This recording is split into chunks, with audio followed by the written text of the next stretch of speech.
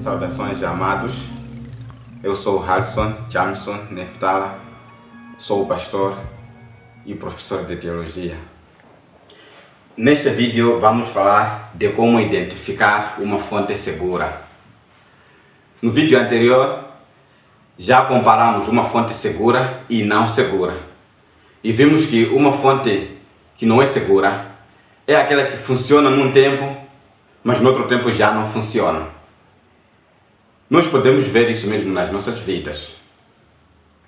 Parece que algumas coisas funcionaram ontem, até nós lutarmos, corremos para conseguirmos essas coisas, para resolver nossas situações, que agora já não estão a funcionar. Essas fontes que funcionam num tempo, mas chegam no outro tempo não funcionar, essas não são fontes seguras. Uma fonte segura é aquela que continua a funcionar e nos garante o destino. Nós conseguimos chegar ao nosso destino.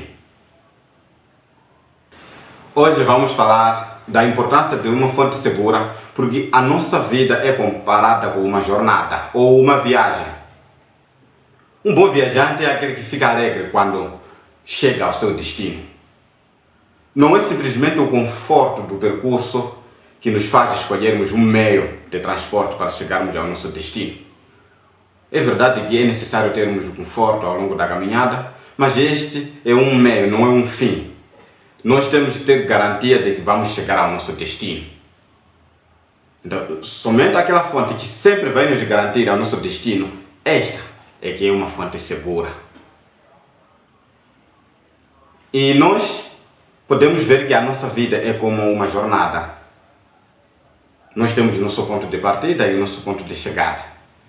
Se alguém tem dúvida nisso, é só ver, observar a sua vila, a sua cidade, vai ver que nós temos maternidades e cemitérios.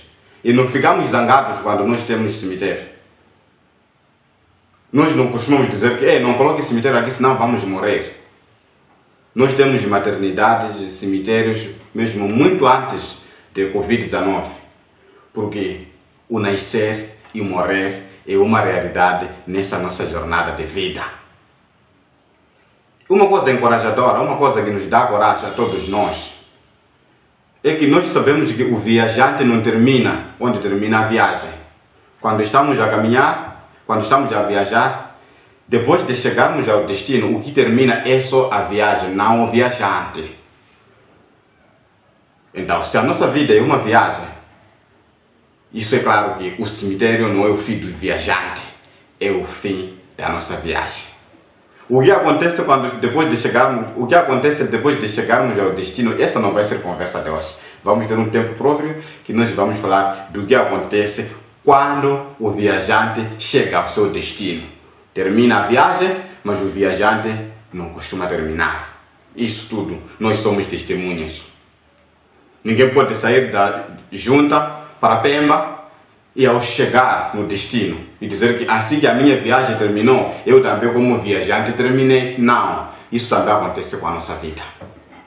Na Bíblia nós temos experiência de jornadas ou viagens. A experiência do povo de Israel no deserto nos ajuda a compreendermos que podemos comparar essa nossa vida com uma viagem no deserto. Deus chamou a Moisés para dirigir o povo de Israel do Egito para a terra prometida. E isso não tinha dúvida. O povo estava a caminhar não para o deserto, estava a caminhar para a terra prometida. Mas para chegar lá, tinham que passar por deserto. Deserto não foi terra prometida. Deserto não era o destino, mas sim o percurso. E enquanto este povo estivesse no deserto, tinha que observar as regras do percurso para garantir ao destino. Deus não duvidou, Deus disse, vão entrar na terra prometida, mas isso não significava viver de qualquer maneira no deserto. E quando o povo estava no deserto, Deus chamou a Moisés para dar orientações. Não são orientações para a terra prometida, mas também orientações para o próprio deserto, o que deveriam fazer enquanto estivessem no percurso. E quando Moisés levou muito tempo, o povo começou a cometer idolatria. Em outras palavras, este povo saiu do Egito, mas o Egito não tinha saído no povo. E Deus não gostou dessa idolatria. O povo começou a procurar outra fonte para resolver situações do deserto, mas não era fonte segura. E na conversa de Deus com Moisés, esse homem de Deus nos deu a definição do que é uma fonte segura. Moisés disse: enquanto o Senhor não for conosco, nós não vamos andar. Só nós sentimos seguros quando o Senhor está conosco.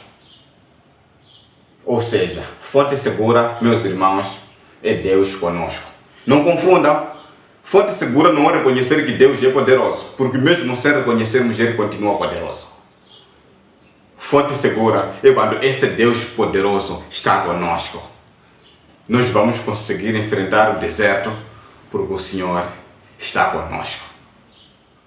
O deserto não vai mudar, vai continuar deserto. O deserto não vai transformar em terra prometida, mas nós vamos aguentar porque o Senhor está conosco. É isto que nós, os cristãos, chamamos Emmanuel, Deus conosco. Esta é a fonte segura. Alguém pode dizer: sim, precisamos do Senhor quando a viagem é no deserto. E se for marítima, uma viagem marítima também vai precisar dessa fonte segura. Na própria Bíblia nós encontramos também experiência de jornadas marítimas, viagens marítimas. E a história famosa que muita gente conhece é a história de Jonas no mar. Deus chamou a Jonas para ir a Nínive, ele desviou-se. Pegou o navio que ia a Tarsis. E o que aconteceu é que surgiu tempestade no meio do mar, e como resultado disso, Jonas acabou estando no ventre de um peixe. É fácil entendermos que por causa da desobediência de Jonas, surgiu tempestade no mar. Mas será que nós vamos deduzir que todas as tempestades no mar são o resultado de desobediência? Para além de Jonas, no livro de Lucas, capítulo 8, nós conseguimos ver Jesus a caminhar com seus discípulos para a outra margem. Eles estavam com o Filho de Deus no barco, e mesmo assim surgiu tempestade. Obedecendo a Deus, passar por tempestade enquanto estamos a obedecer a Deus, passar por tempestade enquanto estamos a obedecer a Deus. O normal é que tempestade é para os desobedientes como Jonas. Com essa experiência, nós acabamos entendendo que tempestades são realidades do mar. Paulo também, quando estava na sua viagem a Roma, passou por tempestades. Deus já tinha dito, Deus disse a Paulo: você vai chegar à Itália. Deus disse a Paulo: você vai chegar a Roma. Mas mesmo assim, passou por muita dificuldade no caminho. A jornada foi muito difícil. Então, a diferença entre Jonas e os discípulos de Jesus, incluindo Paulo, não é existência e ausência de tempestade. A diferença é enfrentar a tempestade com o Senhor e experimentar essas tempestades sem o Senhor. É isso que foi a diferença. Jonas não chegou ao seu destino, não porque sua tempestade era pior do que dos outros, mas porque ele estava a enfrentar sem estar em conexão com o Senhor, com Deus, dono de tudo. Às vezes nós pensamos que quando estamos com o Senhor, quando nós estamos com Deus, já não vamos passar por tempestades. Isso significa não passar por mar. E se pensarmos que a nossa fé, o seguir a Deus, vai nos impedir de passarmos por tempestade, não vamos passar por mar, então estamos a reduzir o nosso campo.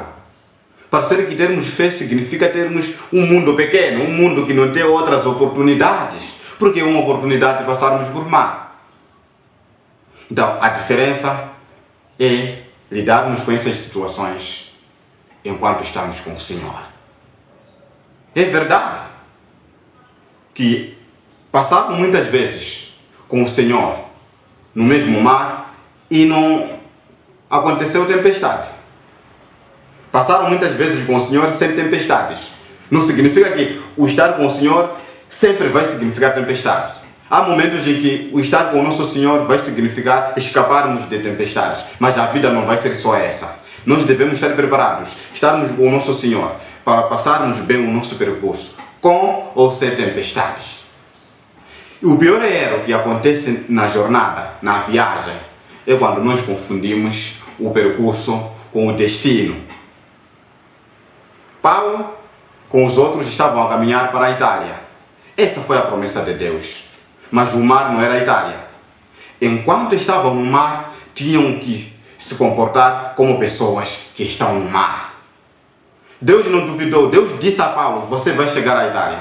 Mas quando as tempestades começaram, Paulo até deu orientações aos marinheiros, o que deveriam fazer para minimizar a situação. Ele não disse, eu sei que de uma ou de outra maneira eu vou chegar a Roma. Ele foi envolvido na situação do mar, não para salvar a sua vida somente, mas também para garantir a salvação daqueles que estavam com ele. Esta é a forma que nós devemos lidar com o nosso mar. É dessa forma que devemos lidar com a nossa tempestade. Pensarmos que o estar com o Senhor é a ausência de tempestades, isso vai significar uma fé pequena. O Senhor conosco é a garantia de que nós vamos chegar ao nosso destino. A pergunta que se coloca é: como posso ter este Senhor? Como eu posso ter este Senhor? E este vai ser o nosso próximo tema.